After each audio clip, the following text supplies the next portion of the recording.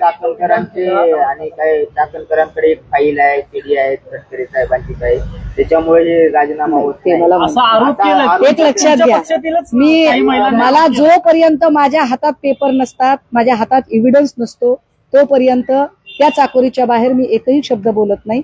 मला याच्यातली काहीही माहिती नाही. जे आहे ते बोलूया. राजीनाम्याची मागणी करताय का तुम्ही? राज्यातील महिलांवर अन्याय नाही हो. एक लक्षात घ्या, चाकणकरच्या राजीनाम्याची मागणी मी का करू?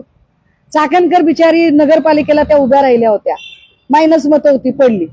आता ज्या बाई नगरसेवक म्हणून सुद्धा निवडून येऊ शकत नाही, ज्यांचा तो वकूब नाहीये, त्या बाईंनी स्वतः पुन्हा राजकीय कारकीर्द उभी करायला किती दिवस लागतात? बाई म्हणून बाईने शत्रू असू नये, बाई म्हणून बाईने मदत केली पाहिजे. त्यामुळे जर त्यांचं कुठंच राजकीय पुनर्वसन होणार नसेल आणि जर तटकरे साहेबांनी एक आयोग दिला असेल तर जाऊ द्या की, घेऊ द्या आयोग, काय बिघडायले त्यांच्याकडे. ते नाही, मला वाटतं तो सुनील तटकरेंचा विषय आहे, कारण अजितदादांनी स्पष्टपणे त्याच्यामध्ये नाराजी व्यक्त केलेली आहे. काही पण ही सगळी भूमिका बघताना राज्य सरकारची पण भूमिका असायला पाहिजे ना आयोग म्हणून. जर देवेंद्र फडणवीसांना तुम्ही प्रश्न विचारताय तर देवेंद्र फडणवीसांच्या आपल्याकडे आयोग जे असतात ना, या आयोगांना फार अधिकारच नसतात मुळात. काल माझ्याकडे एक माणूस आला होता ज्याच्या भावाचा खून झाला आणि आधी ऍक्सिडेंटल दाखवलं, मग त्याने आरटीआय मधनं पोस्टमार्टम रिपोर्ट मागवला आणि त्याच्यानंतर तरीही त्याचा खुनाचा गुन्हा दाखल होत नव्हता, म्हणून तो ह्युमन कमिशनकडे गेला. ह्युमन कमिशनने ऑर्डर केली पण पोलिसांनी ऐकली नाही. त्यामुळे ह्युमन कमिशन, वुमन कमिशन काय. काही महत्वाचा मुद्दा असा आहे की तुम्ही म्हणताय की अजितदादांनी नाराजी व्यक्त केली, मग त्यांच्या पक्षाचे प्रमुख अजितदादा आहेत, तरी देखील सुनील तटकरेंमुळे राजीनामा कदाचित प्रदेशाचं राजकारण हे कदाचित तटकरे बघत असावेत. कारण दादांनी तर नाराजी निश्चित व्यक्त केली. दादा म्हणाले मी त्या मताशी सहमत नाही आणि दादा स्पष्ट वक्ते आहेत.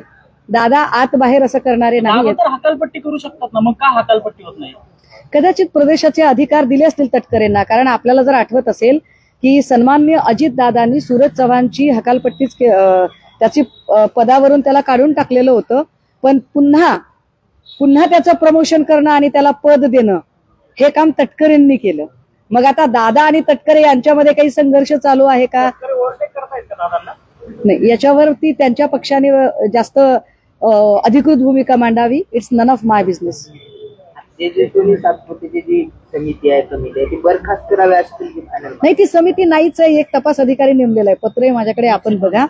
पण मला व्यक्ती म्हणून त्यांच्यावर काहीच आक्षेप नाही, अधिकारी म्हणून सुद्धा माझे काही आक्षेप नाही. एक महिला सक्षम अधिकारी काम करत आहे. मात्र जेव्हा प्रकरण इतकं गुंतागुंतीचं असतं तेव्हा एकाच व्यक्तीची नेमणूक करणं हे मोनोपॉली असते. ती मोनोपॉली होऊ नये इतकीच आमची अपेक्षा आहे. दीपक केसरकर याच्या संदर्भात जो आर्याचा एन्काउंटर झाला त्यावेळेस आर्या म्हणत होता का माझं दीपक केसरकरशी बोलणं करून द्या.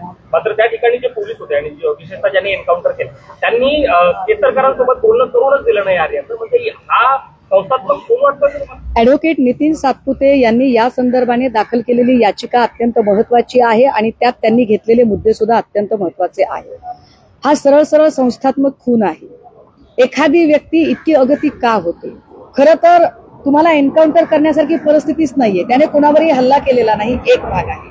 त्याने कुणालाही कुठल्याही पद्धतीने शारीरिक इजा पोहोचवलेली नाहीये.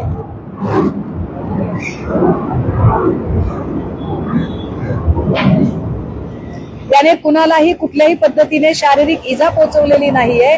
मात्र एखादा कंत्राटदार आपल्या केलेल्या कामाची बिलं मागत असेल आणि तुम्ही जर त्याला गोळ्या घालत असाल तर येणाऱ्या काळात कंत्राटदारांनी कामं करायची की नाही हा विचार करावा लागेल.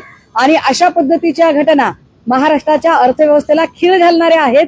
याचे सगळे दूरगामी परिणाम या निमित्ताने ओळखले पाहिजेत. आणि निश्चितपणे नितीन सातपुतेंनी नुसती याचिका दाखल करू नये, तर माझं म्हणणं आहे की केसरकरांनी याच्यात पार्टी केलं पाहिजे. प्रकाश सुर्वेंचं म्हणणं आहे की मराठी आई जरी असली तर हिंदी भाषा असलीच पाहिजे. हिंदी भाषा आता खरं तर या जागा काय, हिंदी भाषा मावशी आणि मावशी मारतात. त्यांना खरंच नातेसंबंध कळत नाही असं मला वाटतंय. आणि त्यांना नातेसंबंधांचा अभ्यास नाही. हे म्हणजे आमच्या घरातलं माणूस मरावं आणि एखादं कोणीतरी रॅलीमध्ये असणारं माणूस जगावं असं म्हणल्यासारखं आहे.